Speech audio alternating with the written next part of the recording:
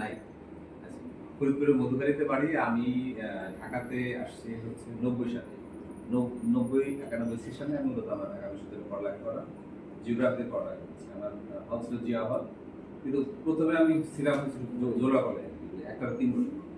ওই সময় আমার বিএনপি ক্ষমতায় এসে সঙ্গত দলের বাড়ি ফরিদপুর। আমি আওয়ামী লীগ বা বিএনপি যাই করি, আমার বাড়ি ফরিদপুরে তো সুতরাং আওয়ামী লীগ করি। এই কারণে আমাকে থাকতে হয়েছে সেটা আরকি। এদিকে আসলে ছাত্র দলের হলে থাকতে মার খাওয়া লাগে। সঙ্গত কারণে ওখানে ওই সময় মারামারি, ছাত্র দলরা ছাত্রী ঘোরাঘুরি করতো। একবার ঘোরাঘুরি করতো, ২ বার বাড়ি চলে যেতাম। এভাবে ৭ বছর লাগছে আমার পাশ করতে। ঢাকা বিশ্ববিদ্যালয়ে ৯৭ তে পাশ করছি। ৯৭ সালে আমাদের রেজাল্ট হয়েছিল মাস্টার্স। পরে আমি একটা স্কুলে শিক্ষকতা করতাম। ওখানে ওই স্কুলের মালিক ছিলেন স্যার, সাবেক প্রেসিডেন্ট। ওটা মূলত ছিল আমার সরকারি চাকরির প্রস্তুতি করব। বিশেষ ভাইবা টাইবা দিলাম, হলো না। পরে আমি ভার্সিটি জয়েন করেছি ২০০৬ সালে। ২০০৬ সাল থেকে এখন পর্যন্ত ভার্সিটি ২০২৬ সাল ২০ বছর। আমার পথ চলা ভার্সিটি। এখানে আমি পরিবেশ নিয়ে কাজ করি। আমার ডিপার্টমেন্টে আসলে জিওগ্রাফি। একজন এখানে বলছিল যে ৯১ সালে একটা ঘূর্ণিঝড় হয়েছিল, তার প্রেজেন্টেশন দেখানোর জন্য। ৯১ সালে ২৯শে এপ্রিল ঘূর্ণিঝড়টা হয়। ২৯শে এপ্রিল এই মাসে। এই যেদিনকে ঘূর্ণিঝড় হয় সেদিন আমি মহাশূন্য হলের সামনে বসা। বিকালবেলা ঘূর্ণিঝড় হচ্ছে, আমরা মহাশূন্য হলে এদিকে বর্ষা, ওদিকে প্রচুর ঘূর্ণিঝড় এবং একটা জলোচ্ছ্বাস। চোখের নিমিষে পরের দিন দেখা গেল ৪ লাখ মানুষ এবং অনেক গরু, হাঁস, মুরগি অনেক মানুষ মারা গেল। মানুষের মৃতদেহ গাছের উপর দিয়ে, মানে জলোচ্ছ্বাস এত বেশি ছিল যে গাছের উপর দিয়ে চলে গেছে। গাছের উপর ওই মুহূর্তে আসলে আমাদের ছিল না, কোনো ধরনের দুর্যোগ প্রস্তুতির কোনো ব্যবস্থা ছিল না। পরবর্তীতে যখন আমাদের দেখলো যে এইভাবে ঘূর্ণিঝড় তো প্রতি বছর, আগে ৪ বছর পর ঘূর্ণিঝড়, ৫ বছর পর এই হচ্ছে। তো ওই তারপরে গভর্নমেন্ট আসলে দুর্যোগ ব্যবস্থাপনার জন্য নানান ধরনের উকিলের ব্যবস্থা করছে। তার ভিতরে হচ্ছে সেন্টার, সাইকেল সেন্টার যেগুলো করছে। সাইকেল সেন্টারের প্রবলেম হচ্ছে মেয়েদের জন্য কোনো ব্যবস্থা নেই, আলাদা টয়লেট, আলাদা রুম, আলাদা আর ব্রেস্ট ফিডিং এর নানান ব্যবস্থা থাকে না। অনেক বাচ্চাও তো ওই সময় ডেলিভারি পায়, এই ব্যবস্থাটা থাকে। এটা নিয়ে আমরা কাজ করছি। পরবর্তী নতুন যেগুলো করছে সেখানে কিছু কিছু বা পরিচালক রাখার মতো ব্যবস্থা নিচেই করছে, কিন্তু বা একটা বয়স্ক মানুষ বা শারীরিকভাবে অক্ষম যে মানুষটা সে উঠবে, হ্যাঁ, তাদের র্যাম্পটা ওইভাবে ছিল না। পরবর্তীতে বিবেচনা ইনক্লুশন করছে। এবং তার আগে একটা ঘূর্ণিঝড় ছিল ১৯৬৯ সালে। সেটা সেই ঘূর্ণিঝড়ে বিদেশ থেকে যে টাকাটা আসতে পশ্চিম পাকিস্তান তখন আমাদের এই জায়গা ওই টাকাটা দেয় নাই, এবং তারা দেখতেও আসেনি। ওই সময় প্রচুর মানুষ মারা গেছে। আমাদের হাতিয়া সঞ্জয় থেকে প্রচুর মানুষ মারা যায়, দেখতেও আসে নাই। এই রাগ এবং যে টাকা এসেছে সেই টাকাটাও দেয় নাই। এই রাগের কারণে তো মুক্তিযুদ্ধ যুদ্ধ মানুষ ছাপায় করছে এসব কারণে, যে আমাদের মধ্যে বৈষম্য হয়েছে, আমাদের টাকা এসেছে টাকাটা পর্যন্ত টোটাল মিলে বলা হয় যে ৬০০ বিলিয়ন টাকা এখন পর্যন্ত পাওয়া যায়। ৬০০ বিলিয়ন বা ৫০০ বিলিয়ন পশ্চিম পাকিস্তান থেকে এখন পাওয়া যায়। যাই হোক, মানে ওইসব ইয়ে থেকে আর কি। এবং তার পরবর্তীতে যখন ঘূর্ণিঝড় হয় পরে এখন অনেক মৃত্যু সংখ্যা কম। যেমন আইলাতে মারা যায় মাত্র ১০৭ জন, আমফানে ১২-১৪ জন নির্যাতনের মতো মানুষ মারা যায়। আমফান যদিও ইন্ডিয়া বাংলাদেশ মিলে হয়েছে, এবং এটা শুধু ঢাকা শহরের মধ্যে ২০ ঘন্টা ছিল, তাই না? আমফানের কথা মনে আছে না? ২০০০? হ্যাঁ, মনে আছে। মনে আছে। একটানা ছিল আর কি। এবং তুফান একইভাবে চলতেছে, গাছপালা পুরো ভাঙে চুরা করে দিয়েছে। তো মারা গেছে ১০,০০০ লোক। সাতক্ষীরা, শ্যামনগর বা খুলনা একটা কি যেন আসছিল। যাক, আমাদের বাংলাদেশের অবস্থান একটা এমন একটা জায়গাতে, এক পাশে আছে হিমালয়, একটা ভৌগোলিক অবস্থান, ওই পাশে আছে বঙ্গোপসাগর। বঙ্গোপসাগরটা একটা বল শেপ উত্তাপ, যেখানে নিম্নচাপ হইলেই, যেখানে সূর্যের তাপ পড়ে জলীয় বাষ্প উঠলে এখানে একটা নিম্নচাপ সৃষ্টি হয়। এবং জলবায়ু পরিবর্তনের কারণে আমাদের এই নিম্নচাপের ইন্টেন্সিটি এবং সিভিয়ারিটি দুটোই বাড়ছে।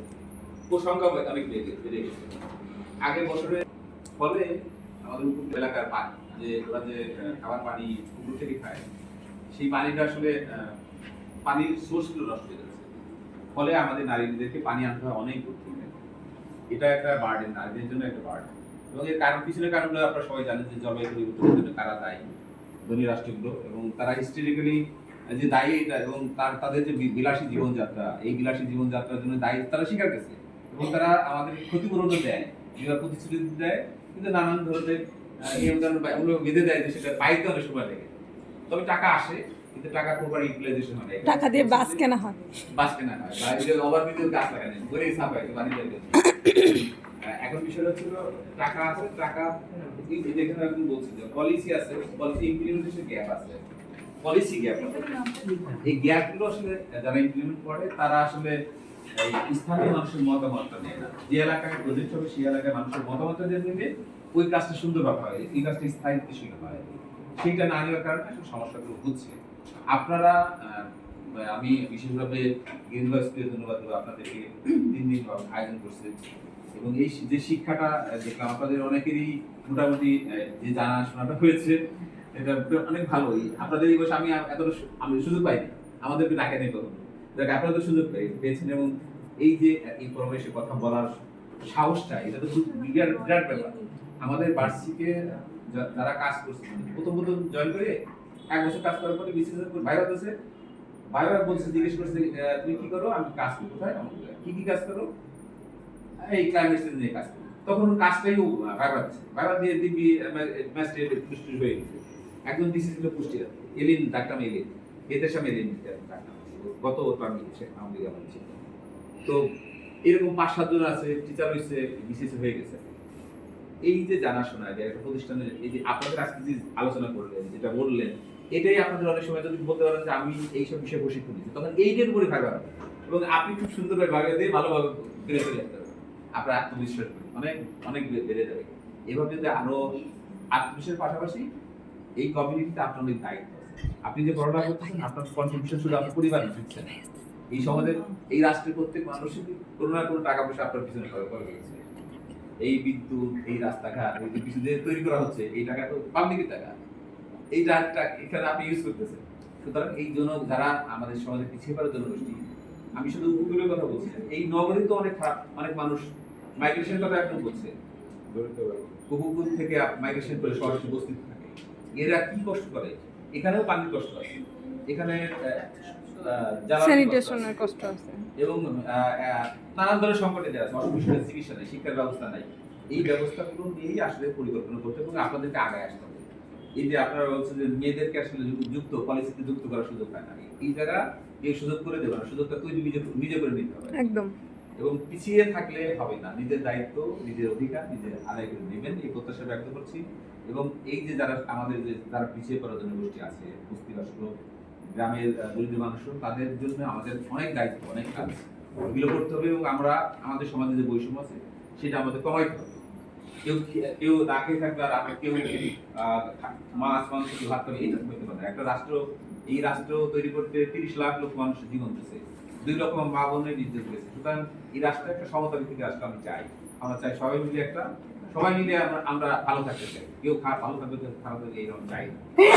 সুতরাং আপনারা আমাদের নবীন প্রজন্ম 2 দিন পরে এই রাষ্ট্রের দায়িত্ব আপনাদের হাতে যাবে। আপনারা আমরা চাই আপনি এবং আপনার আশেপাশে যারা বন্ধু বান্ধব আছে সবাই মিলে এগিয়ে আসেন, আরো পড়ালেখা করেন, আরো জানেন এবং আপনার শুধু বাংলাদেশ নাই, শুধু এই জায়গা না, বাংলা